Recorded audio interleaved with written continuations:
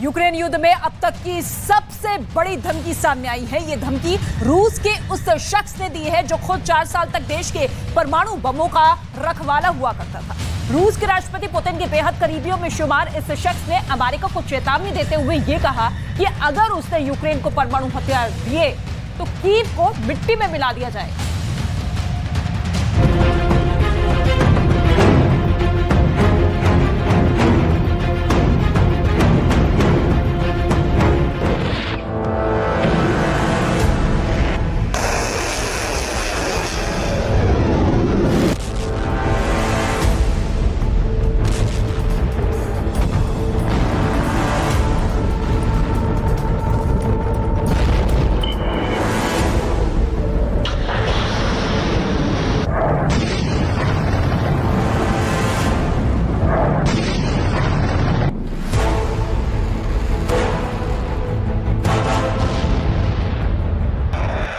Ukraine को F-16 मिलेगा।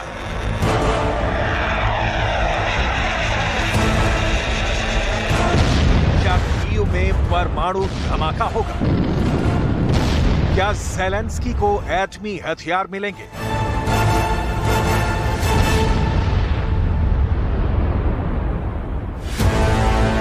जवाब में पुतिन परमाणु बम का बटन दबाएंगे।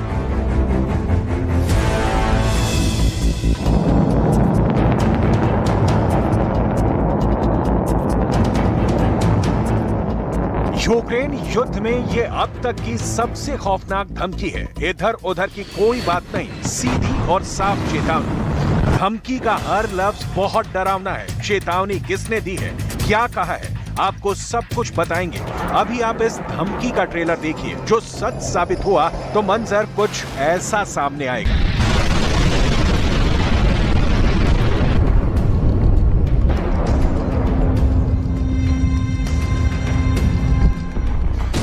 जरा देखिए, अगर रूस ने सीधे कीव पर परमाणु बम फोड़ा तो क्या होगा। जानकारों के मुताबिक जहां बम फटेगा वहां 1 किलोमीटर तक हर चीज पूरी तरह से गल जाएगी।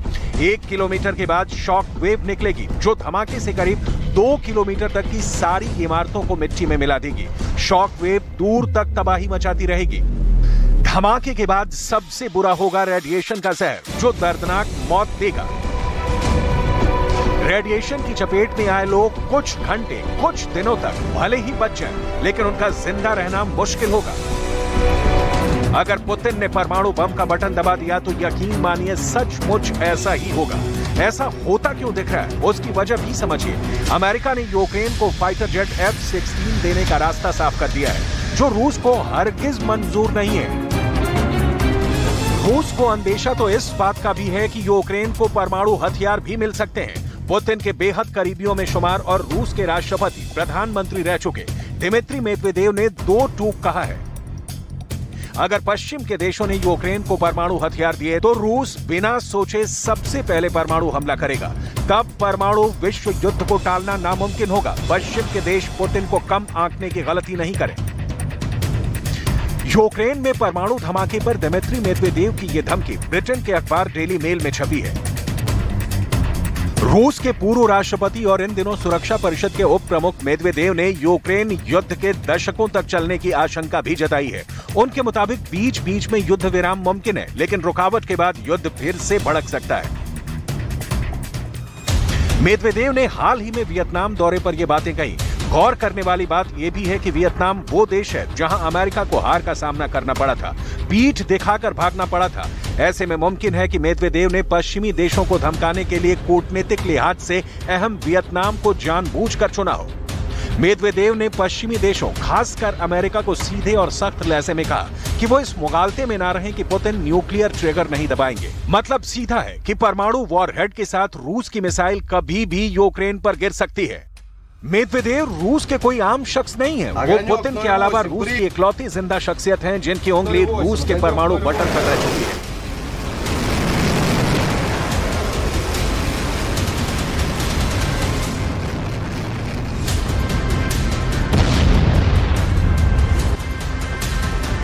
ये रूस का वही परमाणु ब्रीफकेस है जिसके साथ पुतिन अक्सर देखे जाते हैं। यूक्रेन से युद्ध के बाद भी पुतिन कई बार इस न्यूक्लियर ब्रीफकेस जैकेट के साथ देख चुके हैं। मेदवेदेव यूक्रेन पर कितनी कड़ी लाइन लेते हैं, इसे समझने के लिए आपको उनके हालिया बयानों पर गौर करना होगा। उन्होंने हाल ही में यूक्रेन की सरकार को एक संक्रमण करार दिया था। युद्ध के बाद यूक्रेन के पूरी तरह से मिट्टी में मिलने का दावा किया था। इन धमकियों और बयानों के बीच सबसे बड़ा खतरा परमाणु हमले का है, क्योंकि पुतिन खुद भी यूक्रेन पर एटम बम फोड़ने की धमकी दे चुके हैं। अगर परमाणु हमला हुआ तो समझना यह भी जरूरी है कि किस देश के पास कितने एटम बम हैं। दुनिया भर में परमाणु हथियारों की तादाद 13,865 बताई जाती है। इनमें से 90% परमाणु हथियार रूस और अमेरिका के पास हैं। रूस के पास 6500 तो अमेरिका के पास 6,185 एटमी हथियार हैं। अगर रूस ने पहले परमाणु हमला किया तो क्या अमेरिका भी एटम बम से जवाब देगा? जाहिर है इसकी आशंका पुतिन को पहले से है।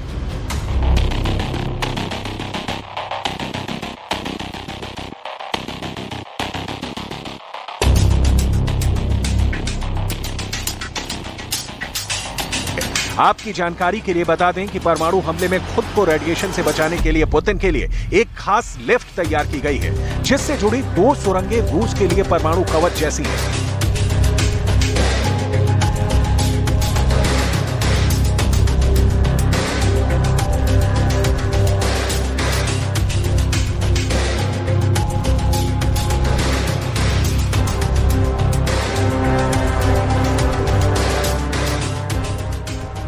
सवाल है, क्या इस सुरंग और सुरंग से लगे समंदर में रूस के न्यूक्लियर बेड़े की हरकत बढ़ने वाली है?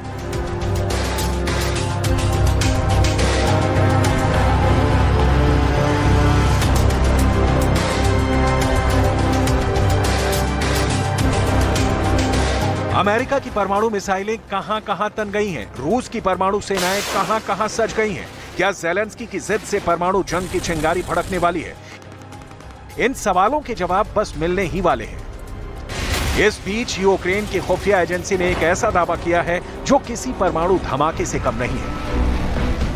यूक्रेन की खुफिया एजेंसी ने कहा है कि रूस ज़ैपोरिज़िया न्यूक्लियर प्लांट के करीब बहुत जल्दी उकसावे की कार्रवाई कर सकता है। वो न्यूक्लियर प्लांट के करीब हमले की योजना बना रहा है। इसके बाद वो रेडियो एक्टिव चीजों के रिसाव का ऐलान करेगा। जाहिर तौर पर इसका ठीकरा वो यूक्रेन पर ही फोड़ेगा।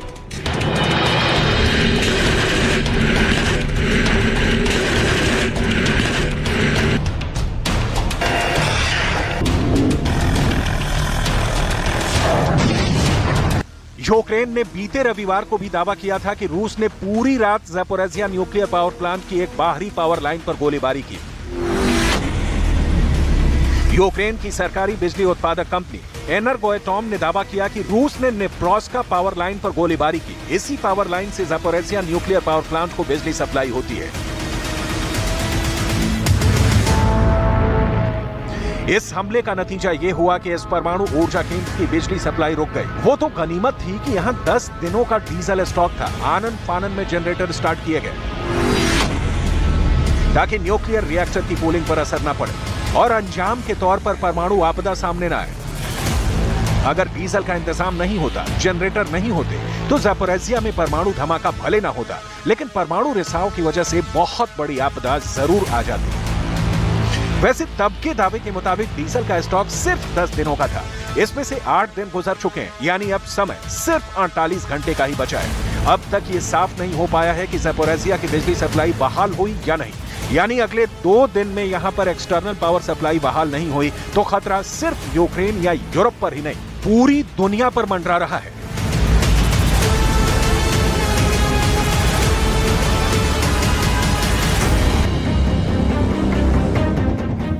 इस परमाणु ठिकाने में त्रासदी कभी भी आ सकती है, क्योंकि कभी यूक्रेन आरोप लगाता है कि रूस ज़ैपोरिज़िया न्यूक्लियर प्लांट पर बमबारी कर रहा है, तो कभी रूस दावा करता है कि यूक्रेन इस पावर प्लांट को हासिल करने के लिए यहां गोलाबारी कर रहा है।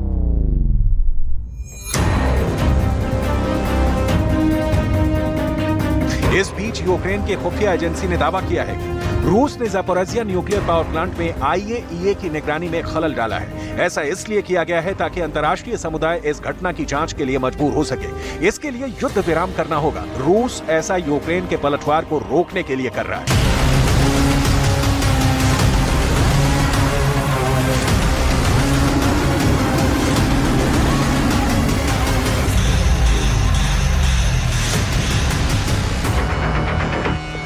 वैसे यूक्रेन का ये दावा खोखला दिख रहा है, क्योंकि IAEA के काम में रुकावट डालने के आरोप पर खुद IAEA ने भी मुहर नहीं लगाई है।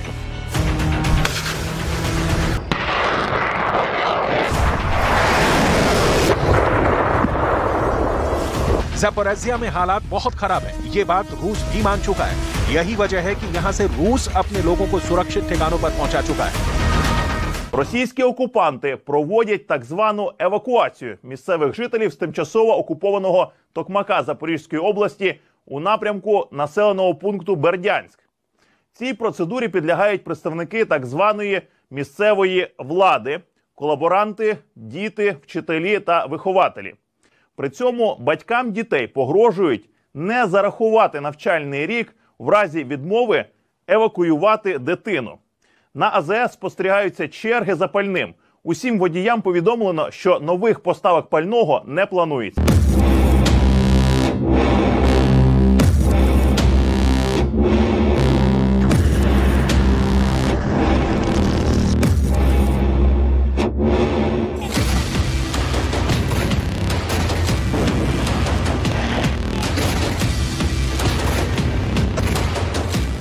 सवाल ये कि ज़पोरिज़िया में ऐसे हालात पैदा क्यों हुए, तो इसके लिए आपको 15 महीने पीछे जाना होगा।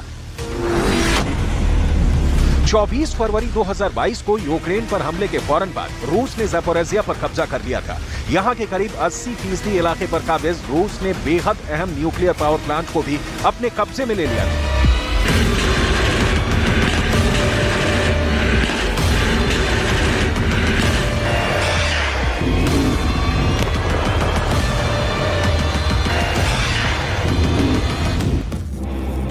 यूक्रेन कई बार ज़पोरिज़िया को दोबारा हासिल करने की नाकाम कोशिश कर चुका है। वो प्रोपेगेंडा करने से भी नहीं चूकता, जबकि पुतिन है कि ज़पोरिज़िया समेत यूक्रेन से अब तक छिन चुके तमाम इलाकों के लोगों का दिल जीतने में जुटे हुए हैं। 1, 2, 3,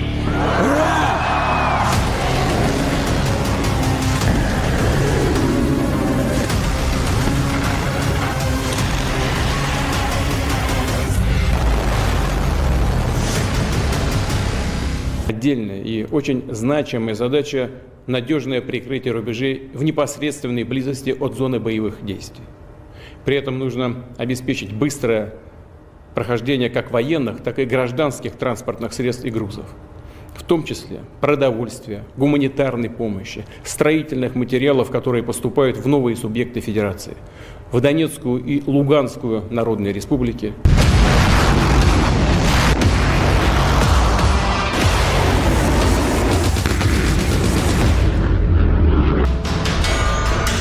रूस की सेना बहुत ताकतवर है, खुद पुतिन का इरादा फौलादी है। ऐसे में यूक्रेन का वजूद खत्म होगा या फिर सोवियत संघ से अलग हुआ ये देश रूस में मिल जाएगा, ये सिर्फ पुतिन ही जानते हैं।